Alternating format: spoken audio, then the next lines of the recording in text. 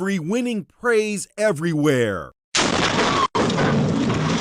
This is the moment a hero state trooper put herself directly in the path of an out-of-control motorist to stop the alleged drunk driver from mowing down dozens of runners. State Trooper Tony Shuck knew she had to act quickly.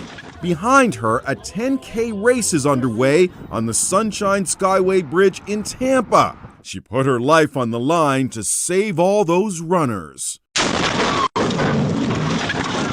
Miraculously, the mom of two survived the head-on crash.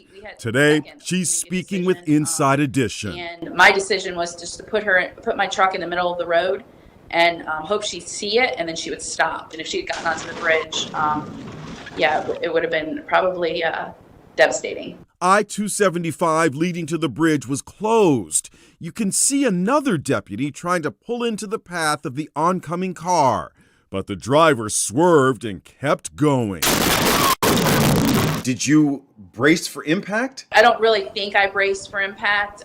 Maybe I did, maybe I didn't, but it all happened so quick. What did that feel like? It was a hard impact. That's an understatement. Both vehicles were totaled, but a tragedy at the race was avoided.